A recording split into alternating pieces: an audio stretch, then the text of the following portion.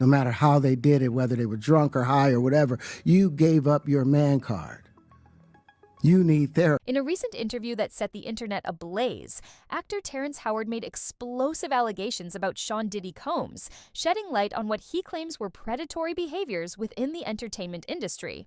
Howard, known for his roles in films like Hustle and Flow and the television series Empire, recounted disturbing encounters involving himself and others, most notably a young actor named Bryshere Gray. According to Howard, Diddy attempted to coerce him into compromising situations and succeeded in manipulating Gray, who was allegedly just 17 at the time, into a deeply damaging relationship. These claims, coupled with corroborating allegations from singer Jaguar, paint a grim picture of exploitation, power dynamics, and betrayal in Hollywood. The accusations not only implicate Diddy, but also point to systemic issues within the industry, including the complicity of those closest to the victims. Howard's interview began with a startling revelation. Diddy had once invited him to his home under the pretense of needing acting coaching for a role. Howard, who has long maintained a reputation as a straight-as-a-ruler individual uninterested in same-sex encounters, described feeling uneasy during the visit. He recalled Diddy's behavior as odd, with the music mogul staring at him intensely. Rather than focusing on any professional discussion, Howard recounted, "I'm like, okay, what's the material you want to work on? He's just looking at me. Then he's like, will you help me? I want to hear your music." Howard complied, playing some of his music, but the situation grew increasingly uncomfortable. His assistant later warned him, saying, "I think he's trying to, you know." Realizing Diddy's intentions, Howard immediately cut off communication, refusing to entertain further contact. This experience, however, was not an isolated incident. Howard revealed that other producers in the industry approached him with similar propositions, offering acting roles in exchange for sexual favors. He described these encounters as attempts to treat him like a woman, which he met with fierce resistance, even threatening physical confrontation to assert his boundaries. Howard's refusal to comply with these advances underscores his commitment to maintaining his integrity, a stance he believes cost him opportunities in Hollywood. His story highlights a troubling pattern of powerful figures exploiting their influence to pressure vulnerable individuals, particularly young men, into compromising situations. The conversation took a darker turn when Howard addressed the case of Bryshere Gray, a young actor who worked alongside him on Empire. Howard claimed that Gray, who was allegedly under 18 at the time, became a target of Diddy's predatory behavior after Howard rebuffed the mogul's advances. According to Howard, Diddy moved on to Bryshere, who was not even 18 years old, yet at the time, and completely damaged the boy. Howard's observations of Gray on the Empire set were heartbreaking. He described watching the young actor deteriorate over time, appearing increasingly broken and hollow. Every time they would come on set to film, I saw Bryshere just getting more and more damaged till nothing was left, Howard said. He attributed this decline to the trauma Gray allegedly endured at Diddy's hands, which he believes stripped the young man of his sense of self and masculinity. Howard's allegations about Gray were not made in isolation. Singer Jaguar Wright, who has previously spoken out about corruption and abuse in the entertainment industry, had already accused Diddy of exploiting Gray and implicated Gray's mother, Andrea Mayberry, in facilitating the abuse. Wright claimed that Mayberry, driven by financial desperation, knowingly allowed her son to be passed around in exchange for money. Howard's interview lent further credibility to these claims, as he echoed Wright's assertions about Mayberry's complicity. He described the situation as creepy, emphasizing the betrayal of a mother who prioritized financial gain over her son's well-being. Wright's earlier statements detailed how Mayberry allegedly collaborated with Gray's then-manager, Charlie Mack, to broker deals that placed the underage actor in compromising situations with powerful figures like Diddy and Will Smith. According to Wright, Mack needed Mayberry's permission to involve Gray in these arrangements because he was still a minor. She alleged that Mack and Mayberry worked together to sell Gray to Diddy and Smith, exploiting his youth and vulnerability for profit. Wright recounted a conversation in which Mayberry approached her for help, admitting that Gray was in a dangerous situation.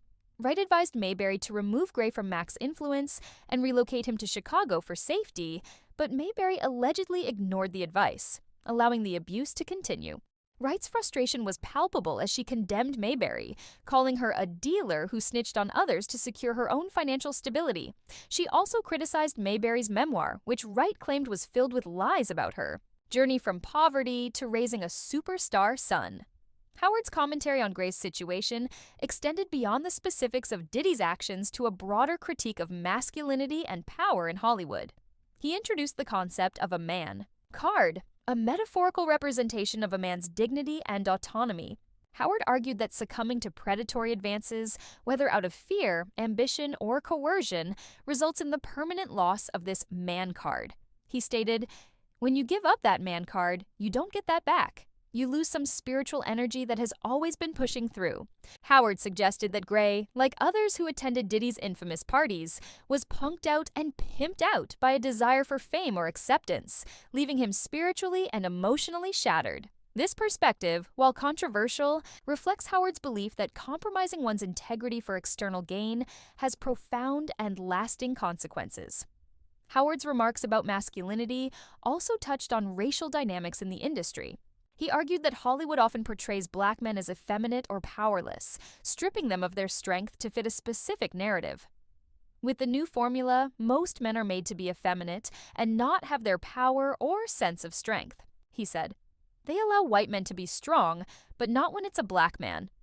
Howard's refusal to conform to these expectations, even at the cost of his career, underscores his commitment to preserving his identity and principles. His comments resonate with broader discussions about the emasculation of black men in media and the pressures they face to conform to stereotypical roles. Wright's allegations added another layer of complexity to the story, as she claimed Gray was preparing to file a $50 million lawsuit against Diddy and Smith for the alleged abuse. She suggested that Gray had been seeking legal representation for some time, but faced obstacles due to the industry's efforts to silence him. Wright also made a shocking claim about a secret tape, allegedly showing Diddy, Smith, Gray, Justin Bieber, and Jaden Smith engaged in a freak-off. While no evidence of this tape has surfaced, Wright insisted she had seen it and believed it was being used to intimidate Gray into abandoning his lawsuit. These claims, if true, would represent a significant escalation in the allegations against Diddy and Smith, implicating them in a broader network of exploitation. The public response to Howard's interview was swift and polarized. Some praised his courage for speaking out, with one commenter stating, "This is the first guy besides 50 Cent and C. Williams that is actually talking about the truth about the dark side of Hollywood and the parties." Others expressed admiration for Howard's intellect and integrity, with a fan noting, "Terrence Howard speaks truth. Don't give up your man card for fame. The entertainment business is wicked." However, skeptics questioned the veracity of the claims, citing the lack of concrete evidence and the sensational nature of the allegations. The absence of a public statement from Gray or his representatives has fueled speculation, leaving many to wonder about the full scope of the truth. The allegations against Diddy are not new. Over the years, he has faced accusations of predatory behavior, particularly targeting young male artists in the industry. Howard's account, however, is notable for its specificity and the credibility he brings as a respected actor with no prior history of making such claims.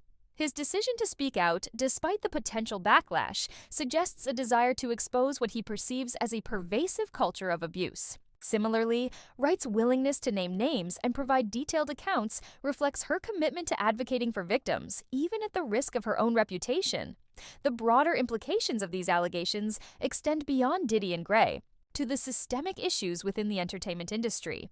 The power imbalances that allow influential figures to exploit aspiring artists, particularly minors, are well documented. The complicity of managers, parents, and other gatekeepers, as alleged in Gray's case, highlights the ways in which ambition and greed can perpetuate harm.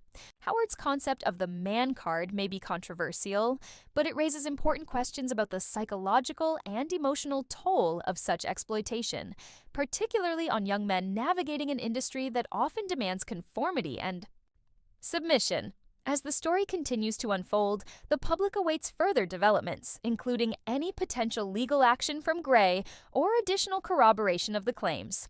The allegations have sparked renewed conversations about accountability, consent, and the need for systemic change in Hollywood. For now, Howard's interview serves as a powerful reminder of the courage it takes to speak truth to power and the enduring impact of trauma on those caught in the industry's darker corners.